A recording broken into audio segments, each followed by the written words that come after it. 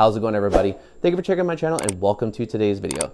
Today's gonna be a fun one because we're gonna talk about a build that unfortunately I've really been sleeping on for quite a while. And hopefully after this video, you guys, if you haven't already gotten a chance to try this build out, won't be sleeping on it either. And that's gonna be the Fire Druid. But more precisely, this is gonna be the Magic Find Endgame Fire Druid that will be able to handle higher player settings and melt everything in its path. Before I go ahead and actually jump into the video, I want to state that when it comes to future build guides just like this one, I will try to focus on having videos to be able to separate out two different versions of a build, one that's going to be endgame and then one that's going to be a budgeted one, as I got a comment mentioning that they felt my previous build guide video with metal grid being fixed was misleading, as many wouldn't be able to make the build with so many items players potentially couldn't get either in single player and or during a single ladder season. And I completely understand that they would want a more budgeted version of a build like that because it was quite niche and it was more focused on endgame type of items. But for the future, again, I will try to do two different versions of a build, being endgame and budget, so that way if you are not able to collect everything within a full ladder season, even if you were maybe to spend about 10 to 20 hours of farming, you will be able to hopefully make that type of character to see how much fun it really is. And please do remember that this is just simply how I gear the character, because there are different ways that you can actually have the build play out depending on your playstyle. But with that said, I do want to say thank you to all of you whom have been sending me suggestions for alternative items to use, different ways to play the build, and giving me insight into your builds. It's all greatly appreciated, and it's really fun to see what your preferred builds are. With all that said, let's get into the video.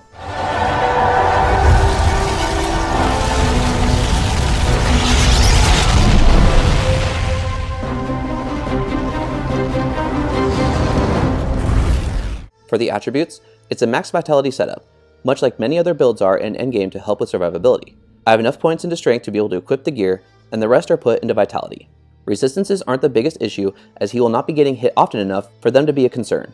However, other resistances, because of where this build will be centered around farming, having lightning and poison being the highest is the most important.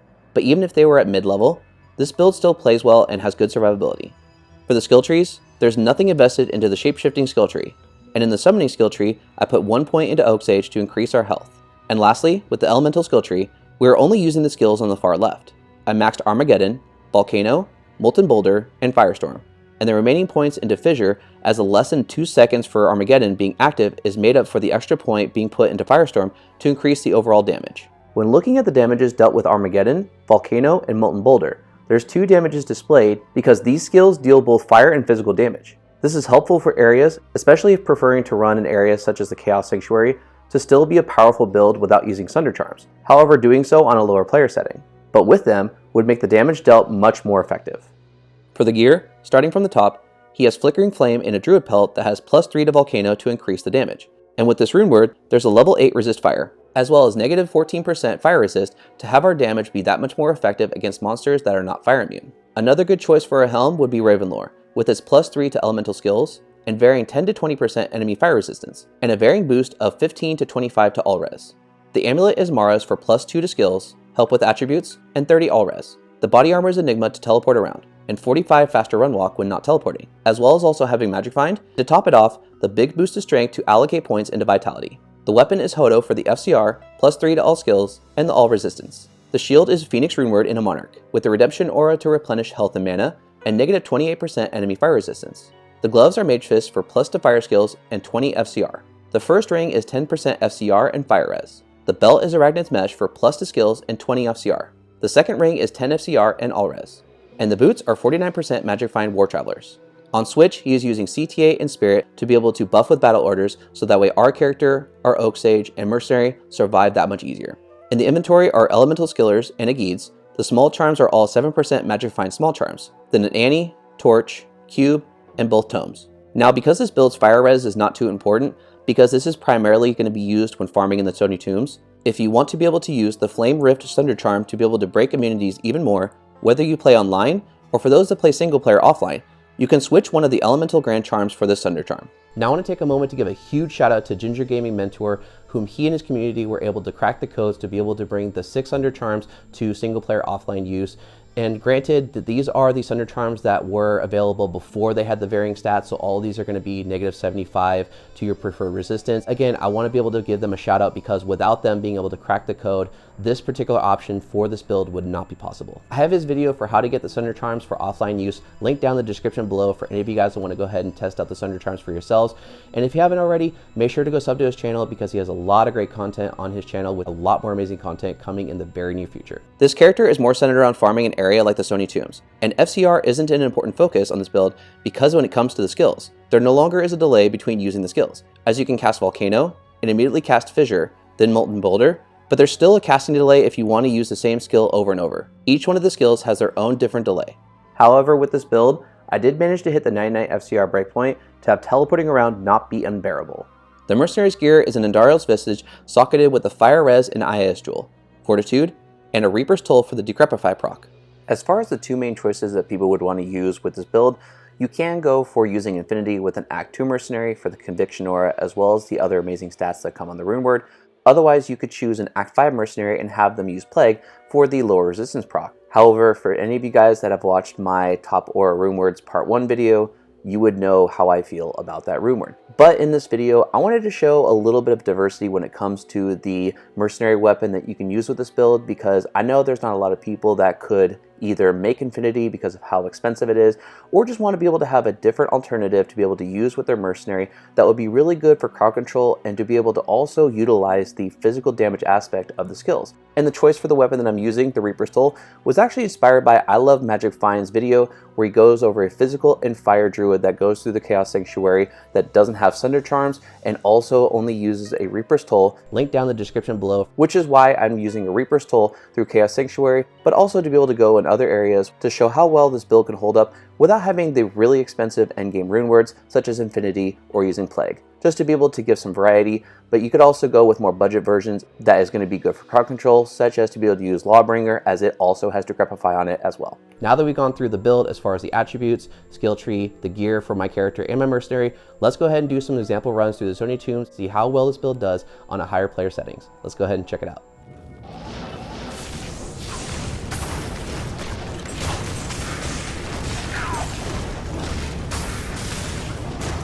The ideal place for this build would be somewhere like the Stony Tombs to not deal with fire immunity, and with all the negative fire res we have with this build, our damage is enhanced that much more as we work our way down through the levels.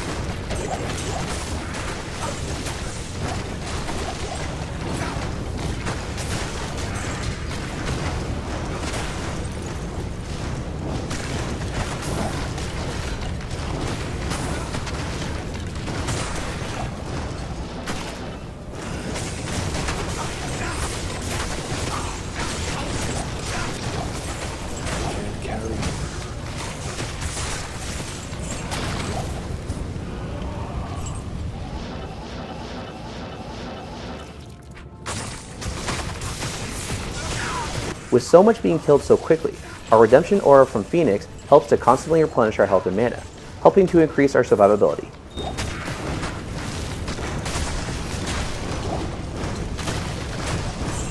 With the Chaos Sanctuary, despite there being a lot of fire immunes, you could still run this area fairly well, and I won't be using my Sunder Charm for this run, but I will be doing it on players 1.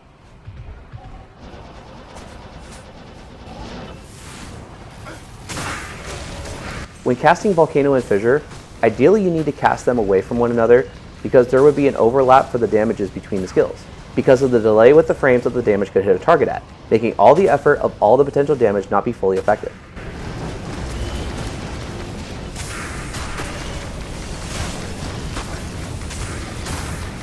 Going for the seals, I wanted to get in, pop the seals, and work my way out for a more open area and have Grand Vizier in a more narrow area to have a better chance of more consistent damage. Also, the Decrepify proc helps to reduce the physical immunity aside from slowing enemies down, helping our skills to do more damage as dealing with fire immunity is an issue with this build.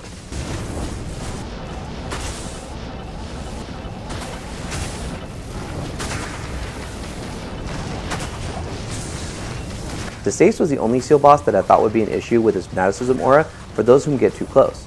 but casting Volcano in front of the minions and Fissure closer to myself and my mercenary, they would take damage just from walking over to me. And Molten Boulder helps to knock those in its path back to continue taking damage and never get close enough to do anything to us.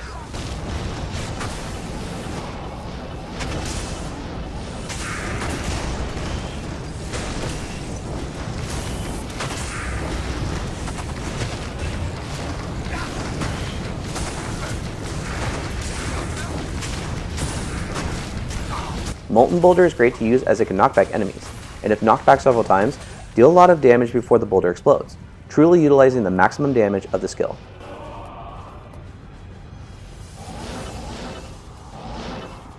Not even death can save you from me.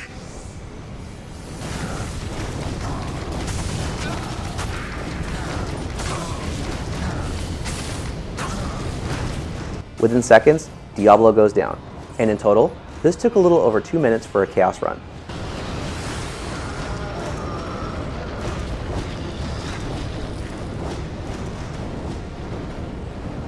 Now for a fun bonus of going to the cow level. I upped the player's count back to 5 again to show how strong this build really is.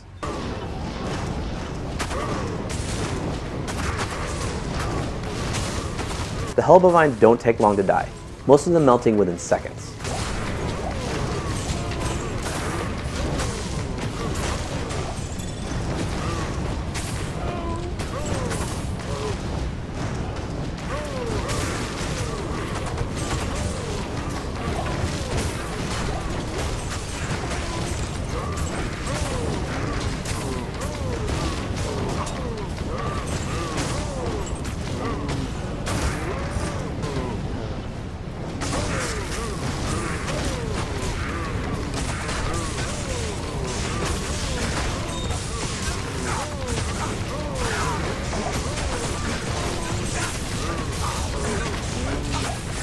The Cow King is an easy kill for those who want to do cow runs. However, don't do what I did and telestomp right into a herd and just immediately...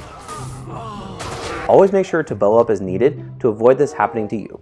And that's going to do it for the video. I hope you guys enjoyed it. We're able to see if this build would be really fun for you to be able to try out. Again, this is something that unfortunately I was really sleeping on. I was playing a Wind Druid for far too long, but now that I've actually gone ahead and tested out this build, I think this is going to be something that I'm going to really enjoy playing into the near future and maybe even give a chance for latter season 3 if I'm able to actually join in on the fun online.